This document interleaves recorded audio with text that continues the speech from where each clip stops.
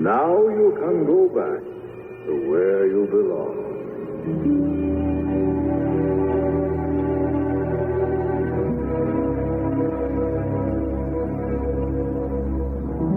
Is the deep sound of the whirling mechanism a psychic reaction to the truth his father has just told him?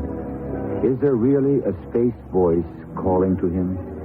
Is Moses Hardin just a freak of nature or a creature from a civilization we can scarcely dream of, let alone imagine? I shall return shortly with Act 3.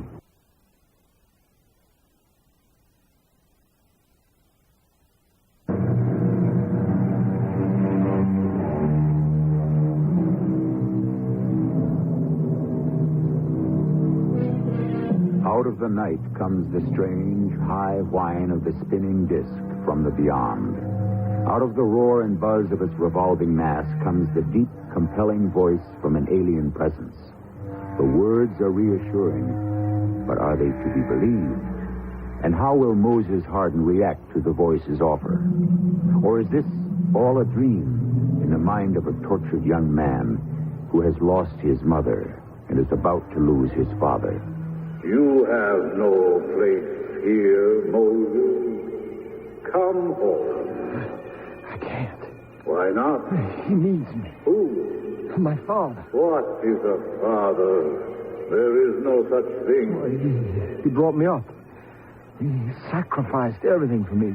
He and my mother. You live in a primitive civilization. Father and mother are outmoded words. You are only a part of the whole, and the whole is the state and the living. Come back. Well, would I be a part of you? Would I stop being different? Would I not feel alone? I told you, you would be a part of the whole. And my father? There is no room for him. He will soon be a non-person. I have to stay with him to the end. Can't you wait a little? Or come back? No. You must make your decision now. I want to be with my own, where I'm not a stranger. But I cannot leave my father now. He needs me too much. So be it. You have chosen your own destiny. We cast you out. The world you live in has no place for you. You have selected your own living death.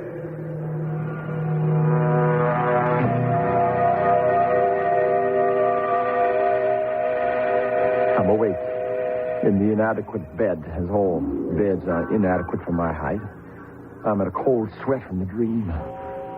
Or was it a dream? Have I thrown away my future? Or is it all fantasy? I don't know what I might have expected to waken to the next day, but certainly not the miracle that happened. Dad was feeling very bad that morning. A lot of pain. I had brought his breakfast tray downstairs, virtually untouched. I was on my way to the kitchen when the convertible drove up, and she got out. She had a cloud of dusty blonde hair and misty gray eyes. She had all the requisite physical charms, and wonder of wonders, when she uncoiled herself from under the wheel and stood up, she was the first woman I had met in my stratosphere. Her eyes couldn't have been more than an inch below mine. She blew my mind in that one first look. But all she said was, Excuse me for busting in, Big Mo. "We've met?" No. I don't even know why I asked her. I couldn't have forgotten you. I've been wanting to meet you for a long time. What is it? Press? I think it's time for us to talk together. Well, I don't read. You mean what I think? Yes. You can't, unless I want you to. I'm shielding. You're what? Shielding. Don't you do that? Well, I guess I don't know what you mean. Ah, now I see. I suspected, but I wasn't sure. You've never met any of us, have you? Us? The fugitive, the exorcised, the lost. I don't quite understand. Poor boy. You really are lost now. It must have been awful for you. Everybody and his uncle's thoughts rattling and jangling in your head, and you with no way of knowing how to shut them out? You are for real. You do know. I promise you I do. I'm lucky to have found you in time. Well, in time for what? Before Calcour got to you and sold you a bill of goods. Calcour? The false ambassador of goodwill, who would offer any of us anything within reason to return to Centauri Planet 7. Well, then he was here. He did come. What did you say to him? I turned him down. Why? Don't you want to go back? How could I go back to somewhere I never was? How did you get to Earth? I don't quite know. My stepfather has told me there was an aircraft crash. The craft was burned to a cinder and buried in the wilderness, but he and Mom found me, just a baby. And because they wanted a child and there seemed to be no one to claim me, they brought me up as their own. It must have been very difficult for you, Mo. Oh, not really. There was so much love and so much happiness. The worst were the thoughts. For so long, when I was a kid, I didn't understand that I was so different. I thought everyone knew what everyone else was thinking.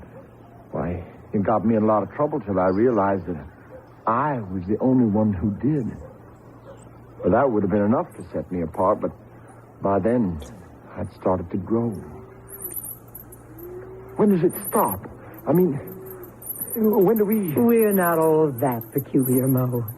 You might grow a few more inches, but that will be it. Well, how can you be so sure? I'll let you judge that for yourself. If you'll allow me to take you to the Heartland. Well, I can't go anywhere with you.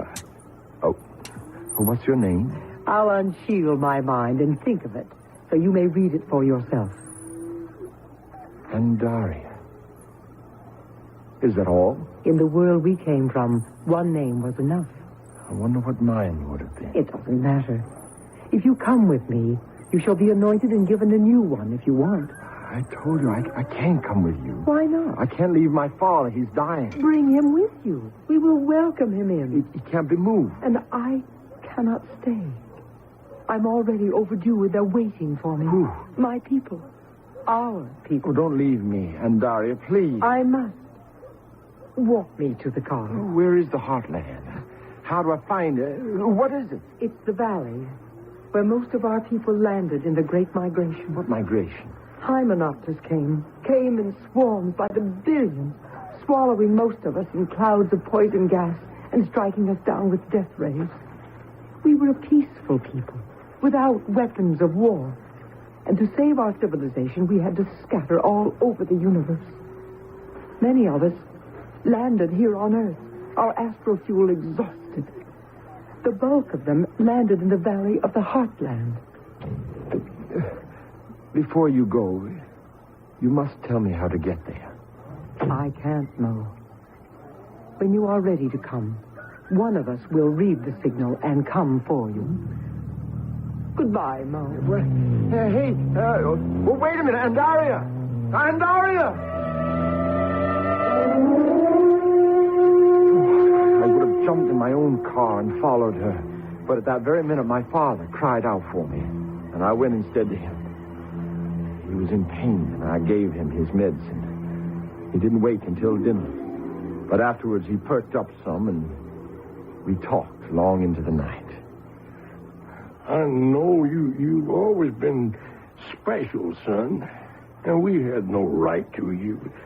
I hope you never get punished for whatever wrongs me and your mom did. You never wronged me. Either of you, Dad. You gave me all things that made it possible for me to live in this world. Love, understanding, the only inner peace I ever had. Why don't you stop agonizing over your height, Mo? There's lots of tall people today, growing bigger all the time. You don't understand, Dad. I can't shut it out. I know what everyone is thinking. I can feel the hate and the jealousy and the resentment. All the things people try to choke down. But here on the farm, there's such peace. Or has been, except for you and... You won't have me to worry about much longer.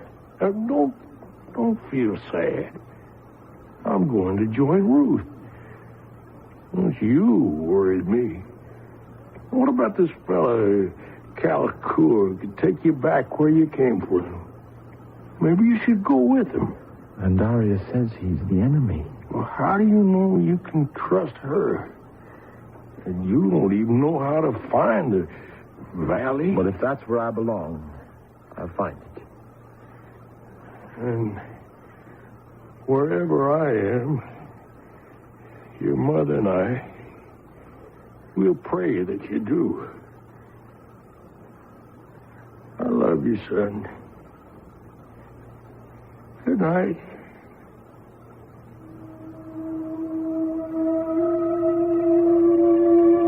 It was the last word he said to me. He died peacefully that night. And now I was completely alone. A stranger in an alien world. It was nearly dawn before I fell asleep. Or was I asleep or awake? And the air was full of their humming noise. And the voice called me out into the night. Moses! Moses! Oh, who called me? It is Camelot. I have relented and come to bring you home. But you are my enemy. And Daria told you that, but she lied. And she is not for you. She's already promised. To whom? To the fourth. Who is he? He is the one who succeeds the elder when his force is gone. What is he? He is nothing. Only an empty title. Don't listen to him, Moses. He is the center of us. Our leader, the one Camelot seeks to destroy. Leave him alone. Don't trust her. Don't trust him. Don't go with him, Moses. He will have no choice. We will take him. Seize him. Moses, the force has been lost ever since the migration. But the elder tells me it could be you. Don't let them take you. Resist. Drag him to the ship. Don't listen to the woman. Don't worry, Andaria. I'll fight. I won't lose you. By the gods, he is the force. Come away from him. Come away.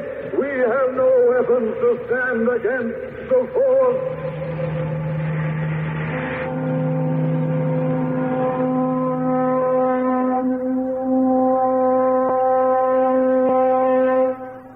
Within 24 hours, Andaria had come back for me. There was no sign of the Hymenopter's attack, save a large burned area in a field near the house, with the tall grass flattened as if by something spinning in a counterclockwise direction. And within a week, Andaria and I had sold the farm and were headed for the heartland. Your father was the force before you. He had long felt our planet was nearing the end of its useful life, and he had gone out to scout the galaxies for a better home for us. Somehow, he was lost and never came back. That's when the Hymenopters dared to attack us. And you were promised to me. The day I was born. The same day as you. My father, the elder, and your father, the force, made a solemn promise. Supposing I hadn't turned out to be my father's son? Oh, don't ask me that. How could I have decided between honor and love? Fortunately, the decision never had to be made. I love you, Andaria. As I love you, and am proud of you. For you will lead us back to Alpha Centauri. No. I have no stomach for war or killing. If the valley, the heartland, is as peaceful as you say, let us stay there and build our own new world. The other is dying. But this one, oh, Andaria, once you teach me to live in it at peace, with a little imagination and a lot more determination, what a paradise we can make of it. Not a bad ambition. One we could all and should share. And perhaps, for all the agonies it can cause, there might be a rebirth of hope if we could all read exactly what is in people's thoughts and what are their desires. Deep in the heart of everyone, surely, the main, the only desire is peace at last. I'll be back shortly.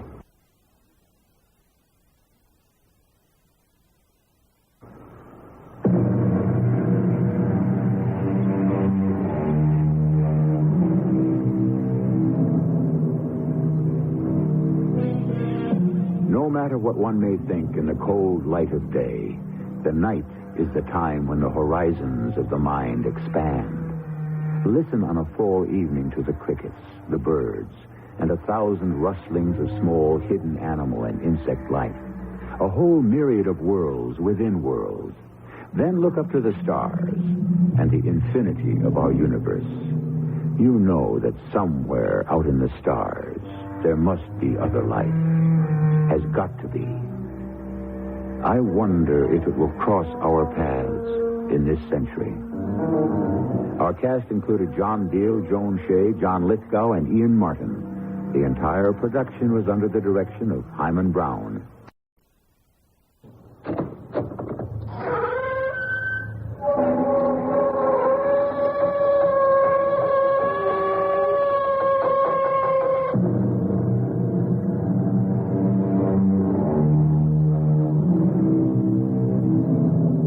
Come in.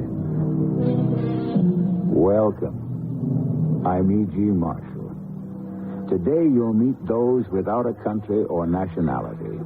Wanderers, nomads. In other words, gypsies. The gypsy has been the most hated and the most loved. To protect himself, it is said, he is also the most untruthful.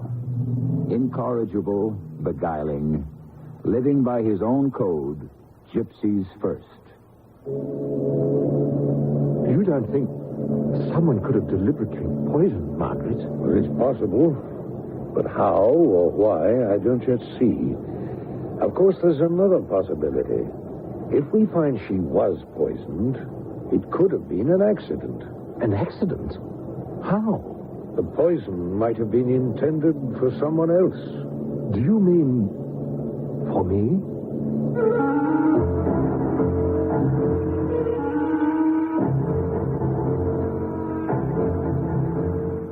Our mystery drama, The Romany Revenge, adapted from the classic story by T.L. Meader, was written especially for the Mystery Theater by James Agate, Jr., and stars Earl Hammond and Court Benson.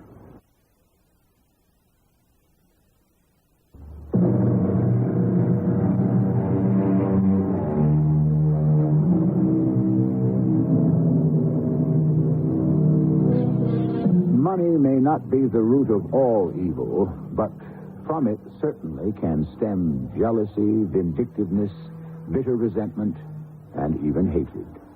And if you've been around Mystery Theater as long as I have, you know that this kind of enmity can easily begin at the reading of a will. In all the annals of bequests made to the living by the deceased, there has hardly been one instance where the inheritors all came out smiling. I think we have waited long enough for Clifford Milburn and Jose Silva. They were notified that the will of the late Mr. Milburn would be read at noon today. So I suggest we proceed. I, Jason Milburn, of sound mind and body, hereby make the following disposition of my estate, the approximate present value being £2 million. I direct that the income from this estate be divided into 4 equal parts between my 2 nieces, Beatrice and Margaret, my nephew Clifford, and my faithful right-hand man, Jose Silva. In the event of the death of any of these 4 inheritors, the entire principal shall go to the survivors.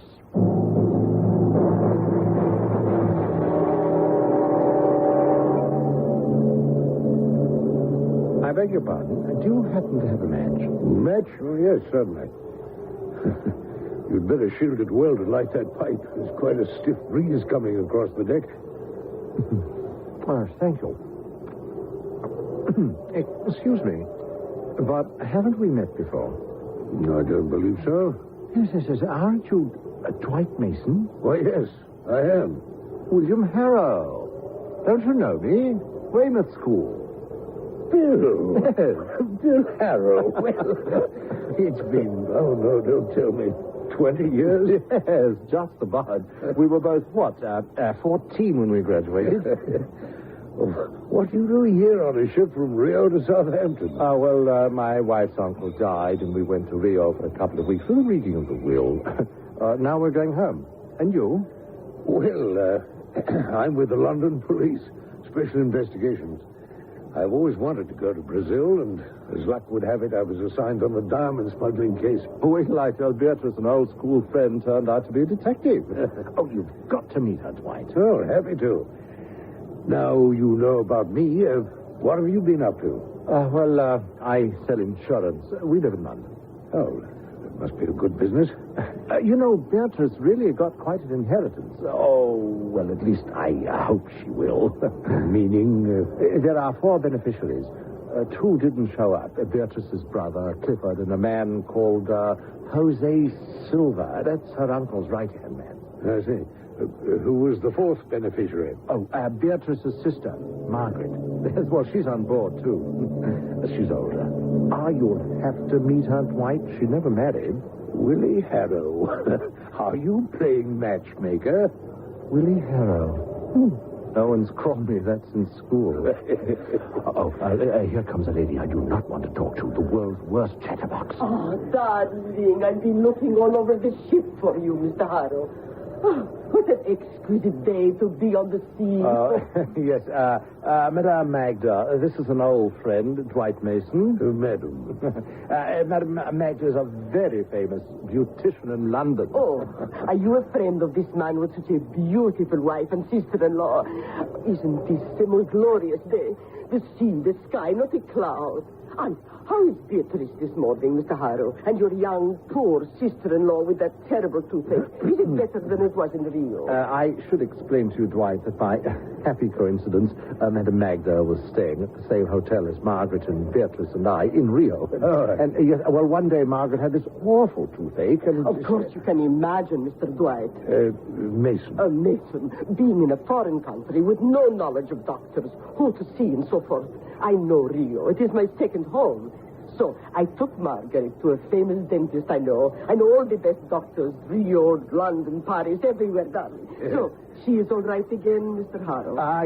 Yes, she seems to be. That is wonderful. Superb. Good news. I just came to find out. Oh, you should walk, you 2 gentlemen, not stand there talking, smoking your pipes. Yes. Au revoir. Adios. Ta-ta. Have a beautiful, healthy day. Phew. So see what I mean? The woman's impossible. And the unfortunate part of it is that both my wife and sister-in-law were so captivated by her in Rio. Really? I know they can't wait to go to Madame Magda's beauty salon in Bond Street as soon as we get home.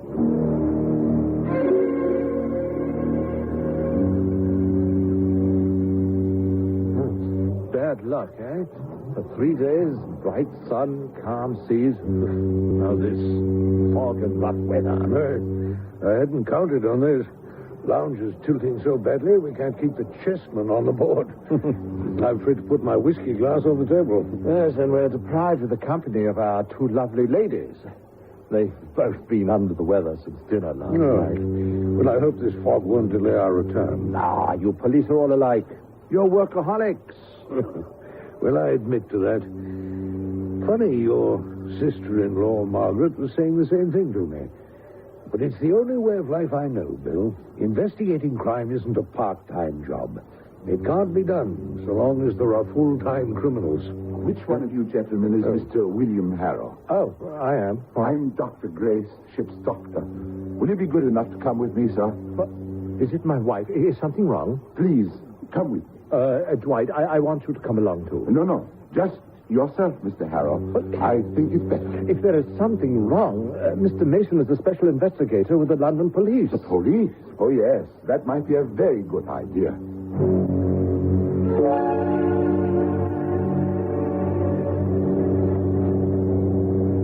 gentlemen.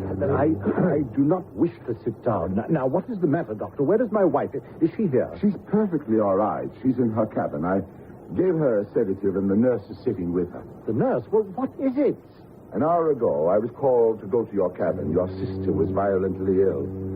I had her brought here immediately to the ship's hospital. She swallowed something. What, we don't know. Sir. I had her stomach pumped. We did what we could, but whatever it was so virulent and powerful, we couldn't save her. What? Your sister-in-law, Margaret, is dead, Mr. Harrow.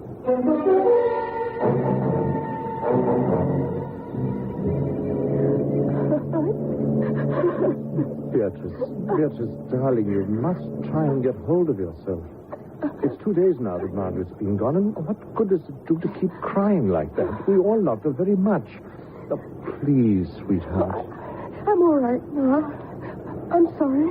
Dwight here, he promises he's going to get to the bottom of this. I shall do everything I can when the boat docks, Mrs. Harrow. It's all so unbelievable. The ship's doctor says she must have swallowed something to kill her. But Margaret hasn't eaten anything different from me. Even back in Rio at the hotel, we always ate the same things.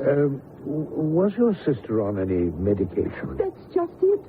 That's what's so incredible. Margaret hated medicines, any pill or chemical. She was adamant about that, always was. She'd be darned if she'd even taken aspirin. Do you suppose, Dwight, someone could have given her poison in a glass of wine or a cup of coffee or tea? Well, of course you can't rule that out, but what would be the motive? I got permission from the captain to interview anyone who came into contact with Margaret in any way. The stewardesses, the purser, the deck steward, the cooks, both our waiters. I've questioned them all at length, and I can't say that the slightest suspicion points to any of them. We'll know more when we examine and analyze in our laboratory. Run it through all known tests, which even on a ship this size, they are not equipped to do. So you're ruling out someone on this ship's poisoning her? Well, I just can't say how or why as yet. Of course, there is another possibility. It may have been an accident. The poison may have been intended for someone else. Do you mean someone wanted to kill Beatrice or me? Come in. Ah, Dwight, I'm glad you're up and dressed. Yes, I was just coming down to breakfast. How's Beatrice this morning? Much better. The purser just came by our cabin. He tells me there'll be a radio phone call coming for me from Rio in about an hour. Would you mind coming along with me? Of course I will. Shipped ashore from Rio? Yes, it could only be from Luis Ortega, the lawyer who's handling the estate. Why only from him? Well, we don't know anyone else in Rio.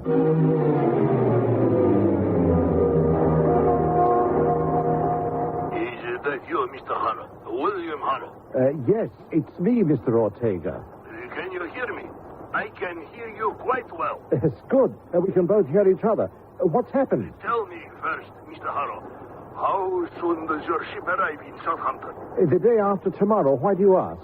I'm trying to determine how essential it would be for you to return to Rio. Did you say return to Rio? Whatever for? It concerns your wife's brother, Clifford. Oh, yes, Clifford. He has been found. Oh, well, that's good news. That'll facilitate probating the will. That's true. However, the unhappy news is that he is dead. Did you say he was dead? He was found this morning, murdered. That is why it occurred to me you might like to return to Rio. Just a moment, Mr. Ortega. Dwight, they found Beatrice's brother Clifford. He's been murdered. What should I do? Here, give me that telephone. What's the name of your lawyer? Luis Ortega. Yes. Mr. Ortega, this is Dwight Mason of the London Police. Will you tell the Rio Police Chief, George Santos, to cable me all information about the gentleman's death? Mr. Santos and I just worked on a case together. Perhaps I can help. Mr. Mason, I shall do just that. We'll be in touch from London. Goodbye. I will speak to Mr. Santos. Goodbye. Clifford murdered? I can't believe it. Well, that could answer one of the questions regarding your sister-in-law, Margaret. I don't understand. I may still not know how she was killed, but I can now make a fair deduction as to why. You can? Of the 4 people about to inherit a £2 million estate, 2 die mysteriously. You don't have to be a professional detective, Bill, to understand why. No, you don't have to be a professional detective to solve crimes, but it sure helps. What do we have so far? A $2 million estate, 4 inheritors who have suddenly dwindled to 2, a husband, a detective, and a lady in the beauty business. To say nothing of the most important elements of any crime in our theater of mystery, 2 murders by person or persons unknown, and by methods as yet undiscovered. I shall return shortly with Act 2.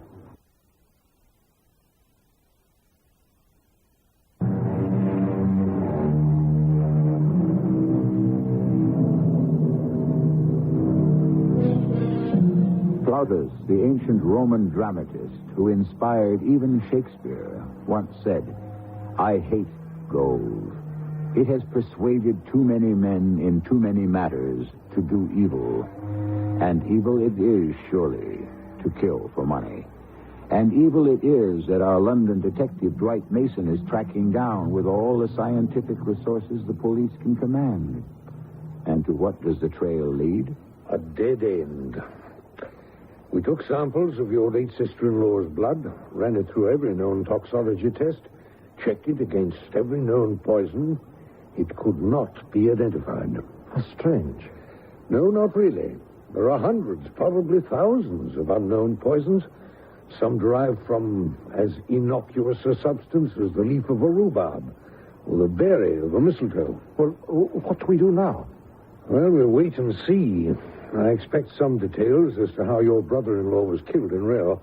Once we know that, we may be in a position to forge a link.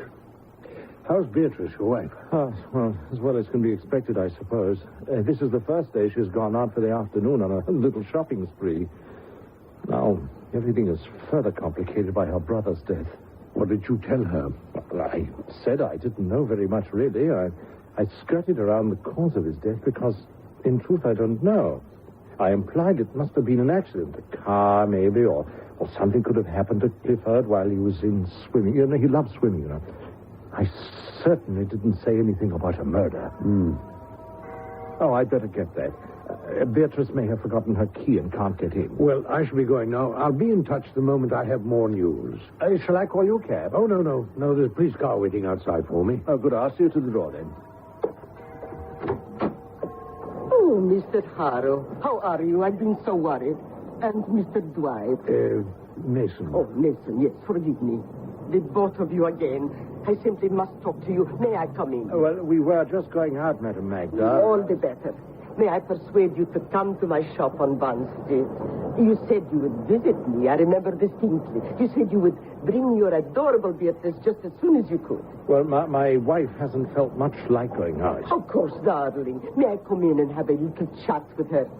But she is out right now. Up and about. That's the only way.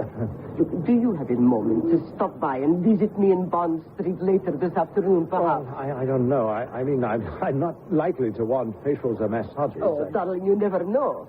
My salon is very scientific. The most modern of treatments, as well as my own secrets. Oh, let me just peek in the front door of your charming house. Bill, may I speak to you a moment? No. Go there. No. I have a hunch. Madam Magda, I shall accept your invitation.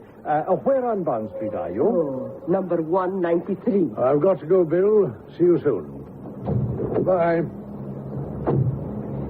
Is your Dwight Mason a policeman? Yes, didn't I tell you? Oh, I cannot believe it. He is so nice.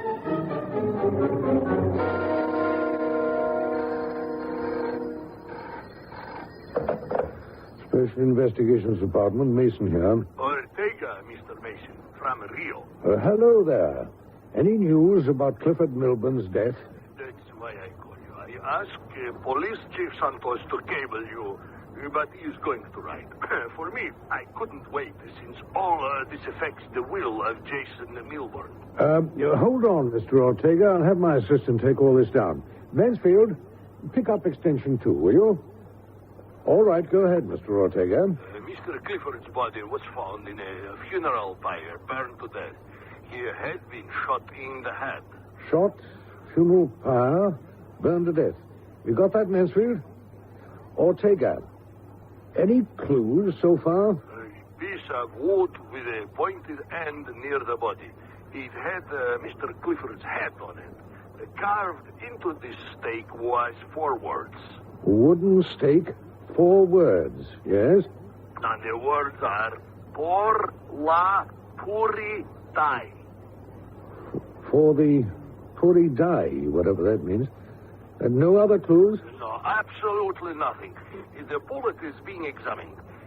Mr. Mason, will you tell Mrs. Harrow and her sister that I am taking care of their brother's remains, and there will be services here in Rio? Yes. Mr. Ortega, I have sad news here, too. Margaret Milburn has also died mysteriously.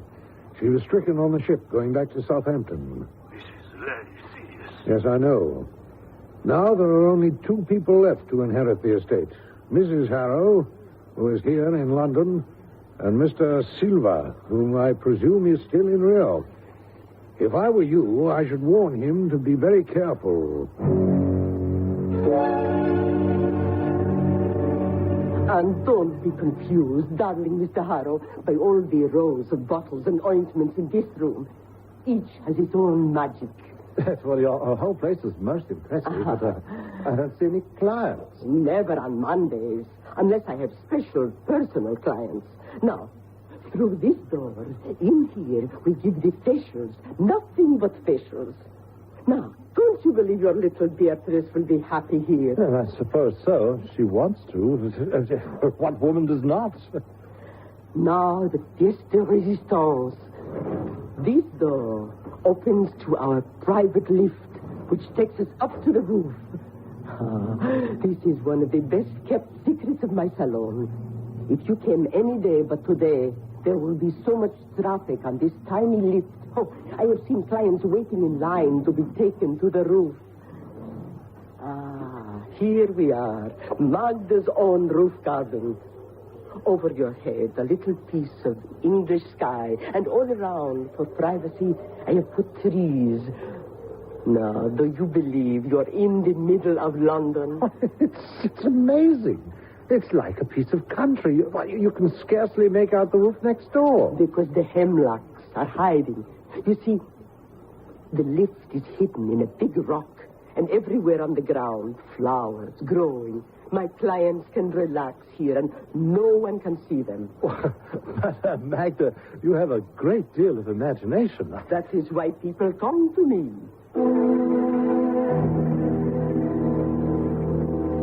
Mr. Harrow, we were fortunate to have met one another in Rio. I was most taken also by your sister-in-law, and I'm glad I was able to help her get rid of that nasty toothache. How she would have loved it here. Yes, I think she would have. A tragedy. A great tragedy. Oh, I don't answer. Someone picks up. Yes, but I thought there wasn't anyone here on Mondays. No beauticians, no masseuses, no one at the cash register, but I have a man. Now you have seen it all. I invite you to come along as well as your wife. And bring that charming policeman. Well, I don't know. He's really very busy. Oh, I have no doubt. Was he seeing you on official business? Well, you might say so. Oh, do tell me. I adore mysteries and crimes. I simply worship criminals. Oh, yes, Raoul. Oh, excuse me, Mr. Harrow, but I am wanted outside. I shall be right back. It was nothing, but Raoul knows very little about this business. He's just a caretaker, so how would he know nothing from something? Madam Magda, I have seen Raoul before. You have? Oh, yes. I'm very good at remembering people. Oh, where have you seen my handyman? On the street? 3 weeks ago, in Rio. In Rio? Oh, my dear Mr. Harrow, Raoul has never left London. He was born here. His parents, maybe, they come from South America. Has he been with you for a long time? Well, I think so. We have so much help, you know. London, people come, people go, always dissatisfied. No, I am certain I saw this Raoul in Rio. Do you remember when Margaret had that bad toothache and you were kind enough to bring them to a dentist? It was Raoul who opened the door. Oh, you are a funny man, darling. Everybody knows all tall and dark Brazilians look alike. Oh, Raoul, I'll answer it.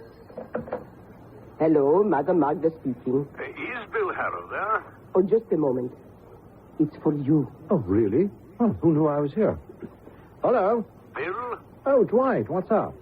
Bill, stay with Madame Magda. Don't let her out of your sight. She just this minute walked out of the room. Well, stay right where you are. I'm coming over. You're coming over here? Oh, here she is, Dwight. She's just come back into the room. Do you want to talk to her? No, keep her there. Don't let her leave. It's official. Oh, official, eh? Well, hey, she's just keeled over. She's on the floor. What? Madam Magda, what is it? Oh, Lord, she's fainted. Did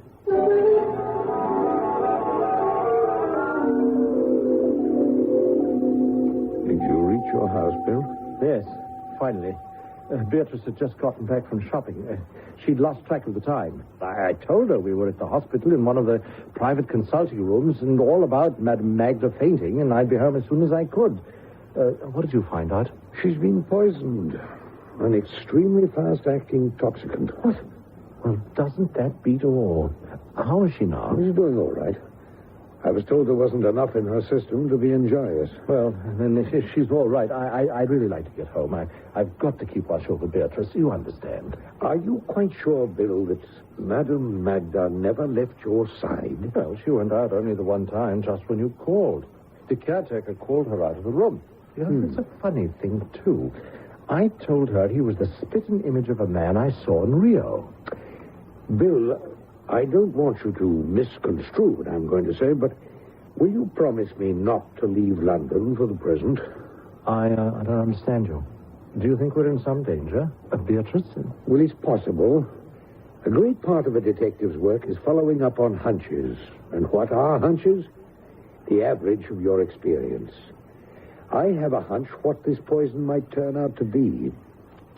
So I'm asking you, Bill, in a nice way, until all the evidence is in, I'd like you to be where I can check some answers if I need to. It could be. When you think about it, who might gain the most upon the deaths of all those entitled to that £2 million? William Harrow, insurance salesman? Could he have somehow tried to poison Madame Magda? But why? Or was she trying to do away with herself? Again, why? Not an easy case to solve, but intriguing. I'll be returning shortly with Act 3.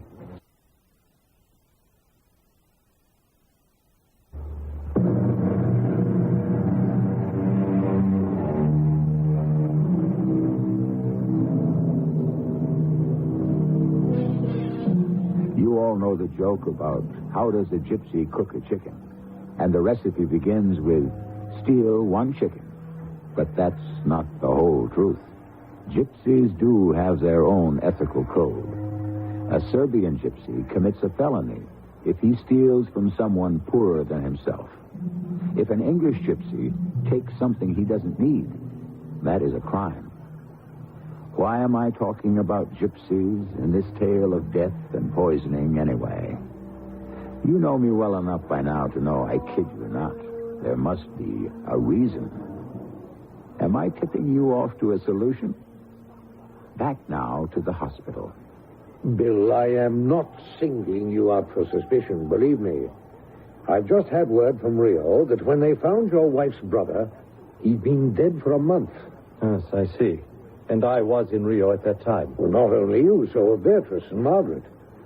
More and more, it appears that someone is deliberately narrowing down the number of survivors. Have you ever met this Jose Silva? No, never. I'd only just married Beatrice, and a month later we got word her uncle had died, and could we come to Rio? So we used the trip as a kind of delayed honeymoon. We never met the uncle or his so-called right-hand man, this Jose Silva. He wasn't there when the will was read. What do the words Puri die mean to you? Well, not a darn thing. Puri what? Die. Oh, what does it mean? Well, I'm trying to find out. One more thing, Bill. You said you recognized a man working for Madame Magda. A man she called Raoul? I've been thinking about that. You know, this Raoul has a scar in his right cheek. Oh, he is the same man who opened the door for Margaret and Beatrice that day in Rio when Margaret had her tooth treated. Oh, I am sure of it. Now, Bill, don't take my questions unkindly. You run along home to Beatrice, and I'll go and see if Madame Magda is well enough to answer a few questions.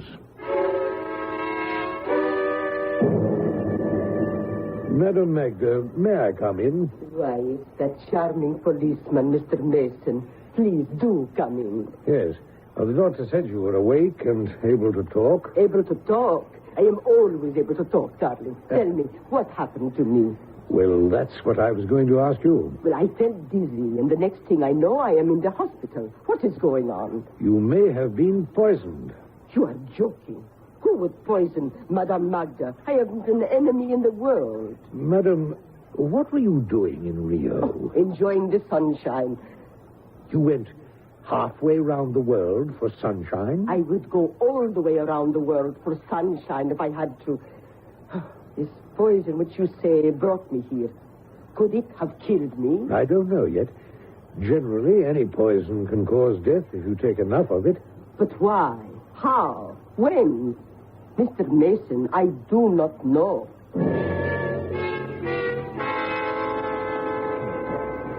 I beg your pardon. Are you Dwight Mason? Yes. Are you Luis Ortega? Yes. Well, it's good to see you. I'm glad you were able to fly over from Rio at such short notice. Do you have any luggage? Just one bag. Well, then we're standing in the right place. The bags come around that carousel when the plane is unloaded. I bring you regards from the Rio Chief of Police, George Santos. Oh. Unfortunately, the only new information he has is that Clifford Milburn died on the 14th of last month. I see. Was there anything special about that death? No, nothing. A clear day, a clear night, and a full moon. I told you on the telephone, didn't I, about this Madame Magda who was taken to the hospital? You did? We learned this morning she had ingested the identical toxic alkaloid that killed Margaret Milburn. Fortunately, a very small dose. Was there anyone with this Magda woman when she was poisoned? Yes. Beatrice's husband, William Harrow. They were, unfortunately, alone when this occurred. Unfortunate for him. Yeah, I see my handbag. It's the one with the big O painted on the side. Right, you grab your bag and I'll grab a taxi. I usually take the police car, but I thought in this case it would be better if I met you at the airport unobserved.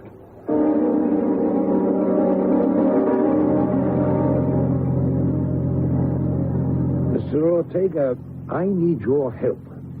And that's why I asked you to come to London. What can you tell me about old Jason Milburn? He was not loved. He made his fortune out of diamonds, and his estate consists of several mines outside of Rio. Some say he stole the land. Some say he lived too long, that he deserved to die. Some say he didn't die soon enough. My goodness. A popular man in Brazil. It's like the plague. This Jose Silva, who I haven't seen, by the way, since the funeral, was not only Milburn's right-hand man, but his bodyguard. Oh, well, what do you mean? He stole his land? Well, Milburn was ruthless. An ancient gypsy family lived on that land where the mines are now. Oh, practically since the time of Amerigo Vespucci. It was granted to one gypsy family in particular, by John III of Portugal. So they claim. It was quite a scandal when the authorities made a little search. The page containing the original land grant deed had been torn from the ledger. The gypsies had no legal recourse whatsoever. Jason Milburn picked up the land for next to nothing. Ah, we're here. I'm putting you up at my place, Mr. Ortega. This is just around the corner from headquarters. We'll have lunch and then go over.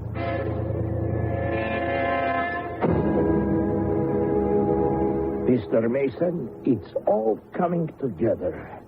Do you remember those words carved on that stake near Clifford Milburn's body? Por la Puridai.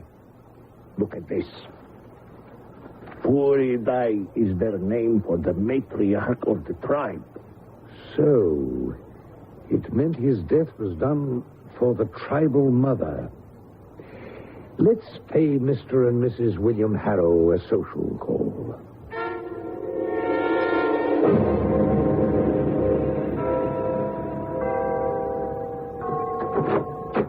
Good afternoon, Bill. I brought along someone you know. Mr. Ortega, what are you doing in London? Because of the survivorship, I had to come for your wife's signature. Well, please come in, Dwight. Please. Beatrice is out right now. We can go into the living room. How is she taking it, Mr. Harrow? Very hard. Her sister and brother within a month. She started going to Madame Magda's salon. What time did Beatrice go out, Bill? Oh, several hours ago. She had this tooth bothering her, and I said, well, go to the dentist. But Beatrice is so like Margaret when it comes to doctors and medicine.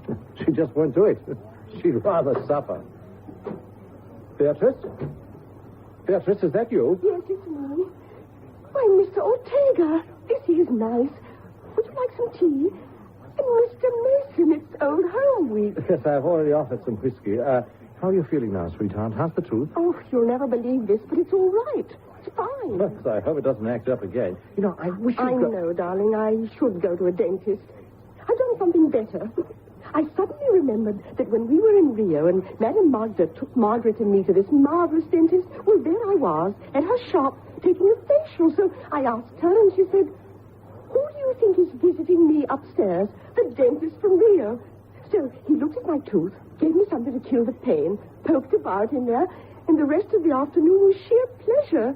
I must say, meeting Madame Magda was one of the luckiest things that ever happened to me. Is this your hunch or a long shot, Mr. Mason? A little of both. But I feel a certain lady may be the answer to the mystery. Yes, she could be. But why in this house on Bond Street, creeping up these stairs? Because this house is right next door to her salon. And this roof touches her roof. So we made an arrangement with the superintendent. Ah, yes, of course. Why didn't I think of that? Now, help me push open the skylight, will you?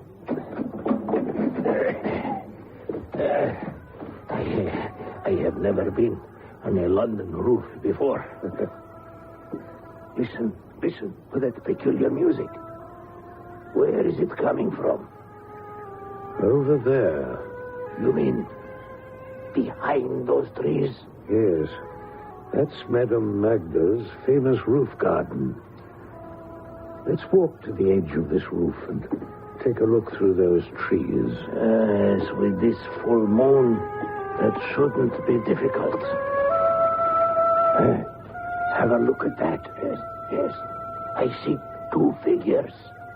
Those movements to the music. I have seen that before. In the mountains of Brazil. It's a ritualistic gypsy dance. Worship of the full moon. Their backs are to us. A man and a woman. Who is there? There's someone behind the trees. It's Jose Silva and Madame Magda. Come out from behind the trees, whoever you are. I see you on the next door roof. Slowly, with your hands up. Jose Silva. I don't understand. Why, Mr. Mason, why are you spying on me from the roof next door? I have invited you so many times. What are you doing here? I might ask you the same question. Raoul, I know this man. Put your gun away. No guns. We are having a private celebration, Mr. Mason. Raoul, since when is that your name? Throw your pistol down, Raoul. I'm a police officer. No! Come back here, you!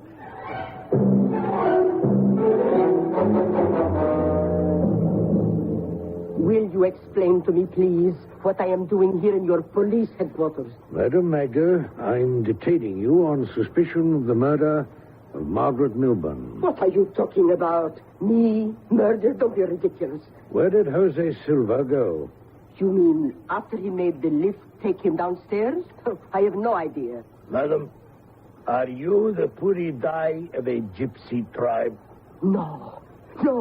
Who has told you that? Facts have told us that, madam. Was it not your land, belonging to your family, that was stolen by Jonas Milburn? Yes. It was always our land. Milburn, the thief. Nor will his family have it either. Not 1 inch of it. But how can you prove it belonged to your family? Prove it? Our family goes back centuries. But why would you care? We are always on the run, always being chased. But what is ours, and will never belong to anyone else. Madam Magda, the man you call Raoul, I promise you he won't get far. Sooner or later, we'll bring him in. Who is he? My brother. He has done nothing I'm ashamed of. Yes, I call him Raoul because that is his real name. You, Mr. Ortega, you call him Jose Silva. That is what he called himself, to keep watching our enemy, Jason Milburn. You will never prove I had anything to do with the death of Margaret Milburn. Yes, I did wish them dead, all of them.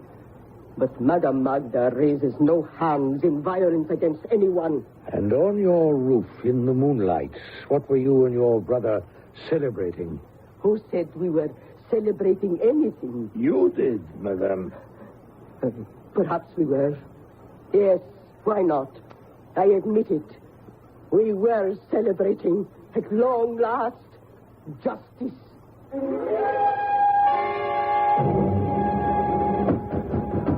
What is it? Who is it? Bill, it's I, Dwight. Open up. It's urgent. Whatever brings you here at this hour of the night? It must be after 2. Where's your wife? She's in bed, I suppose. Fetch her immediately. This is Dr. Howard with me, the police surgeon. Hurry, Bill. Bring Beatrice downstairs. No, it doesn't hurt so much now. I think I'm more stunned than in pain.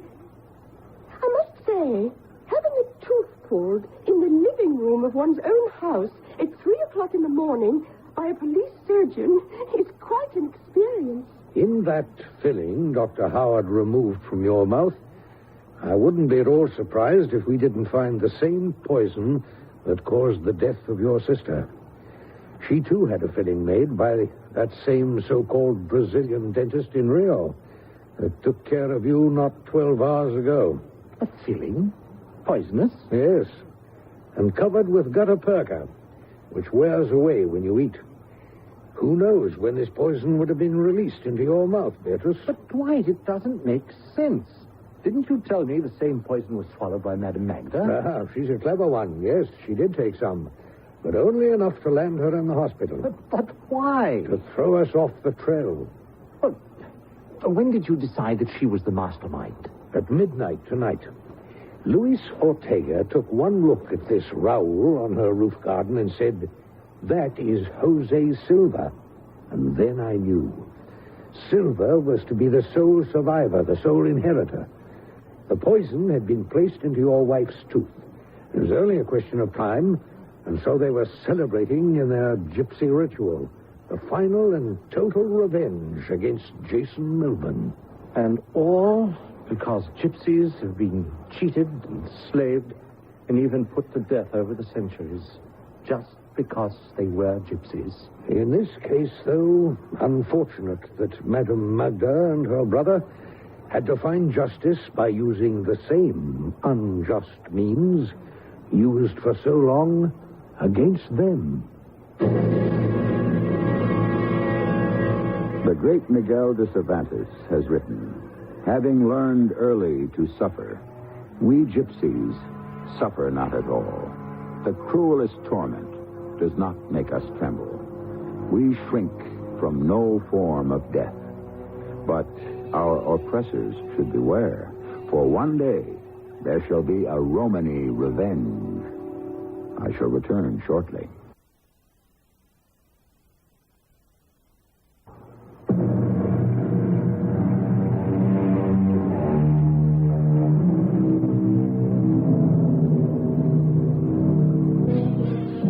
How empty is revenge? What a Pyrrhic victory. Despotic Nero, with his dying breath, has said, "How foolish it is to be avenged on your neighbor by setting his house on fire." Surely the noblest and most telling revenge of all is to turn the other cheek and forgive. Our cast included Court Benson, Earl Hammond, and Bryna Rayburn. The entire production was under the direction of Hyman Brown. Yes, Radio Mystery Theater presents...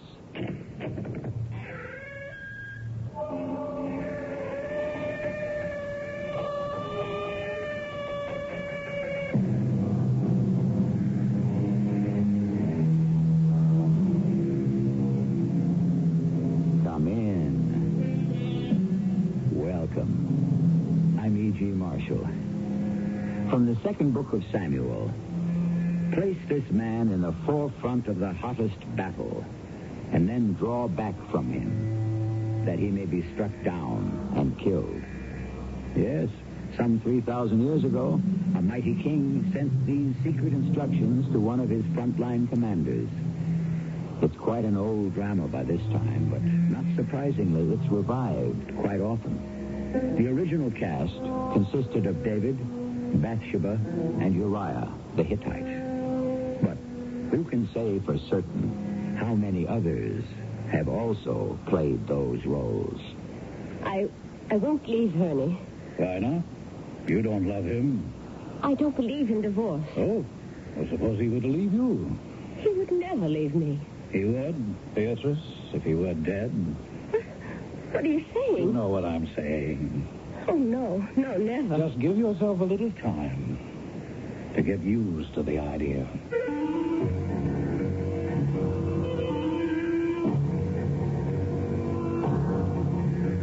Our mystery drama, Squaring the Triangle, was written especially for the Mystery Theater by Sam Dan and stars Felicia Farr and Ian Martin. It is sponsored in part by Contact, the 12-hour cold capsule. I'll be back shortly with Act One.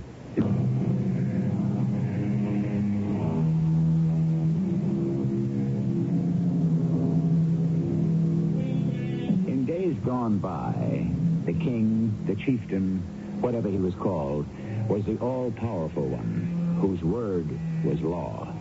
You lived or died at his pleasure. He took whatever he wanted. Your possessions, your life, your wife. Today, of course, we have laws that protect the existence and the rights of the individual. But we still have those who give orders and those who must obey them. We're aboard a large, luxurious private jet. The pilot is having an anxious radio conversation. All right, if we can't set down in Chicago, what else is open? What about Cleveland? Detroit? Well, tell me where it isn't snowed in. Where? Is that the best you can do? Okay, thank you, Denver. Over and out. Polly, what's Jerry doing back there? Yeah, well, tell him to come forward and take over. I've got to have a little conference with the old man.